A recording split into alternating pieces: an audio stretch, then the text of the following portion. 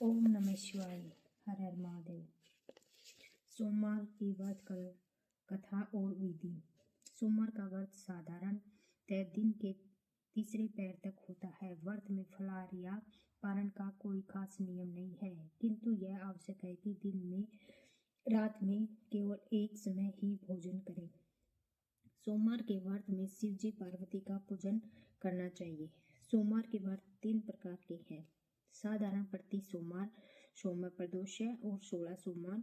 विधि तीनों की एक जैसी ही है। शिव पूजन के पश्चात कथा सुननी चाहिए। प्रदोष व्रत 16 सोमवार कथा तीनों की अलग अलग है, जो मैं आपको सुनाती हूँ। एक बहुत धनवान साहूकार था, जिसके घर में धन आदि किसी प्रकार की कोई कमी नहीं थी, परंतु उसको एक दुख था कि उसके कोई पुत्र नहीं था। वह इस चिंता में दिन रात दुखी रहता था। वह पुत्र की कामना के लिए प्रति सोमवार को शिव जी का व्रत और पूजन किया करता था। तथा सायंकाल को शिव मंदिर में जाकर शिव जी के श्री विग्रह के सामने दीपक जला करता था। उसके इस भक्ति भाव को देखकर एक समय श्री पार्वती जी ने शिव जी महाराज से कहा, हे महाराज, ये साहूकार आपका अनंत भगत है और सदैव आपका व्रत और पूजन बड़ी श्रद्धा से करता है। इसकी मनोकामनाएं पूरी करनी चाहिए। शिव जी ने कहा, हे पार्वती, यह संसार कर्म क्षेत्र है। जैसे किसान खेत में बीज बोता है, वैसा ही फल काटता है। उसी तरह इस संसार में जैसा कर्म करते हैं, वैसा ही फल भोगते हैं। पार्वती जी ने अत्यंत आग्रह से कहा, हे महाराज, जब यह आपका अनन्य भक्त है और इसको अगर किसी प्रकार का कोई दुख है तो उसको अवश्य दूर करना चाहिए, क्योंकि आप सदैव अपने भक्तों पर दयालु होते हैं और उनके दुखों को दूर करते हैं। यदि आप ऐसा नहीं करोगे तो मनुष्य आपकी सेवा तथा व्रत क्यों करेंगे? पार्वती जी के ऐसा आग्रह देख शिवजी महाराज कहने लगे, हे पार्वती, इसके कोई पुत्र नहीं है। इस चिंता में यह अति दुखी रहता है। इसके भाग्य में पुत्र न होने पर भी मैं इसको पुत्र प्राप्ति का वर देता हूँ, परंतु यह पुत्र केवल 12 वर्ष तक ही जीवित रहेगा। इसके पश्चात वह मृत्यु को प्राप्त हो जाएगा। इससे अधिक मैं और कुछ इसके लिए नहीं कर सकता। यह सब बातें साहूकार सुन रहा था। इससे उसको न तो कुछ प्रसन्नता हुई और न ही कुछ दुख हुआ। वह पहले जैसे ही शिवजी महाराज का व्रत और पूजन करता रहा। कुछ काल व्यतीत हो जाने पर साहूकार की स्त्री गर्भवती हुई और 10वें महीने उसके गर्भ से अति सुंदर पुत्र की प्राप्ति हुई। साहूकार के घर में बहुत ही खुशियां मनाई गई, परंतु साहूकार ने उसकी केवल 12 वर्ष की आयु जानकर कोई अधिक प्रसन्नता प्रकट नहीं की और न ही यह भेद किसी को बताया। जब वह बालक 12 वर्ष का हो गया तो उसके माता ने उसके पिता से विवाह आदि के लिए कहा, तो साहूकार कहने लगा कि मैं अभी इसका विवाह नहीं करूंगा, अपने पुत्र को काशी जी पढ़ने के लिए भेजूंगा। फिर साहूकार ने अपने साले अर्थात मामा को बुला कर उसको बहुत सा धन देकर कहा, तुम इस बालक को काशी जी पढ़ने ले जाओ और रास्ते में जिस भी स्थान पर जाओ यज्ञ करते और ब्राह्मणों को भोजन कराते जाओ। वह दोनों मामा भांजे यज्ञ करते और ब्राह्मणों को भोजन कराते जा रहे थे। रास्ते में उनको एक शहर पड़ा। उस शहर में राजा की कन्या का विवाह था और दूसरे राजा का लड़का जो विवाह कराने के लिए भारत लेकर आया था, वह एक आंख से काना था।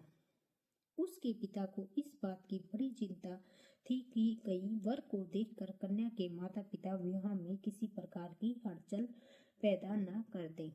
इस प्रकार जब उसने अति सुंदर सेठ के लड़के को देखा तो मन में विचार किया, क्यों न दरवाजे के समय इस लड़के से वर का काम चला जाए। ऐसा विचार कर वर के पिता ने उस लड़के और मामा से बात की तो वो राजी हो गए। फिर उस लड़के को वर के कपड़े पहना चढ़ा दरवाजे पर ले गए और सब कार्य प्रसन्नता से पूर्ण हो गए। फिर वर के पिता ने सोचा कि यदि विवाह कार्य भी इसी लड़के से करा लिया जाए तो क्या बुराई है। ऐसा विचार कर लड़के और उसके मामा ने कहा, यदि आप फेरे और कन्यादान का भी काम करवा दे तो आपकी बहुत ही बड़ी कृपा होगी और मैं इसके बदले आपको बहुत सा धन दूंगा। तो उन्होंने स्वीकार कर लिया और विवाह कार्य भी बहुत अच्छी तरह से संपन्न हो गया। परंतु जिस समय लड़का जाने लगा तो उसने राजकुमारी की चुंदड़ी के पल्ले पर लिख दिया कि तेरा विवाह मेरे साथ हुआ है, परंतु जिस राजकुमार के साथ तुमको भेजेंगे वह एक आंख से काना है और मैं काशी जी पढ़ने जा रहा हूँ। लड़के के जाने के पश्चात उस राजकुमारी ने जब अपनी चुंदड़ी पर ऐसा लिखा हुआ पाया तो उसने राजकुमार के साथ जाने से मना कर दिया और कहा कि यह मेरा पति नहीं है, मेरा विवाह इसके साथ नहीं हुआ है, वह तो काशी जी पढ़ने गया है। राजकुमारी के माता पिता ने अपनी कन्या को विदा नहीं किया और बारात वापस चले गई। उधर सेठ का लड़का और उसका मामा काशी जी पहुंच गए। वहां जाकर उन्होंने यज्ञ करना और लड़के ने पढ़ना शुरू किया। जब लड़के की आयु 12 साल की हो गई उस दिन उसने यज्ञ रच रखा ताकि लड़के ने अपने मामा से कहा, मामा जी आज मेरी तबीयत कुछ ठीक नहीं है।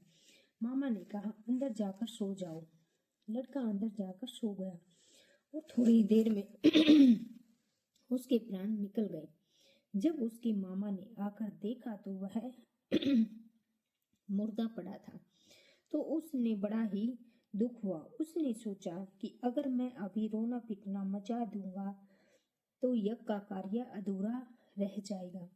अतः उसने जल्दी से यज्ञ का कार्य समाप्त कर ब्राह्मणों के जाने के बाद रोना पीटना आरंभ कर दिया। संयोगवश उसी समय शिव पार्वती जी उधर से जा रहे थे। जब उन्होंने जोर जोर से रोने की आवाज सुनी तो पार्वती जी से कहने लगे, महाराज कोई दुखिया रो रहा है, इसके कष्ट दूर कीजिए। जब शिव पार्वती पास जाकर देखा तो वहां एक लड़का मुर्दा पड़ा था। पार्वती जी कहने लगी, महाराज यह तो उसी सेठ का लड़का है जो आपकी वरदान से हुआ था। शिव जी कहने लगे, हे पार्वती इसकी आयु इतनी ही थी सो भोग चुका है। तब पार्वती जी ने कहा, हे महाराज इस बालक को और आयु दो, नहीं तो इसके माता पिता तड़प तड़प कर मर जाएंगे। पार्वती जी के बार बार आग्रह करने पर शिव जी ने उसको जीवन वरदान दे दिया और शिव जी महाराज की कृपा से लड़का जीवित हो गया। शिव पार्वती कैलाश चले गए। तब वह लड़का और मामा उसी प्रकार यह करते था, ब्राह्मणों को भोजन कराते अपने घर की ओर चल पड़े। रास्ते में उसी शहर में आई जहाँ उसका विवाह हुआ था। वहां पर आकर उन्होंने यज्ञ आरंभ कर दिया तो उस लड़के के ससुर ने उसको पहचान लिया और अपने महल में ले जाकर उसकी बड़ी ही खातिर की। बहुत ही दास दासियों सहित आदर पूर्वक लड़की और जमाई को विदा किया। जब वह अपने शहर के निकट आए तो मामा ने कहा, पहले मैं तुम्हारे घर जाकर खबर कर आता हूँ। जब उस लड़के का मामा घर पहुंचा तो लड़के के माता पिता घर की छत पर बैठे थे और यह प्रण कर रखा था कि यदि हमारा पुत्र सकुशल लौट आया तो हम राजी खुशी नीचे आ जाएंगे, नहीं तो छत से गिरकर अपने प्राण खो देंगे। इतने में उस लड़के के मामा ने आकर यह समाचार दिया कि आपका पुत्र आ गया है, तो उनको विश्वास नहीं हुआ। तब उसके मामा ने निष्पत पूर्वक कहा कि आपका पुत्र अपनी स्त्री के साथ बहुत सारा धन लेकर आया है। तो सेठ ने आनंद के साथ उसका स्वागत किया और बड़ी प्रसन्नता के साथ रहने लगे। इसी प्रकार से जो कोई भी सोमवार के व्रत को धारण करता है अथवा इस कथा को पढ़ता है और सुनता है उसकी सभी मनोकामनाएं पूर्ण होती हैं। हर हर महादेव, ओम नमः शिवाय। अगर आपको ये कथा अच्छी लगी हो तो कमेंट बॉक्स में हर हर महादेव जरूर लिखें। हर हर महादेव।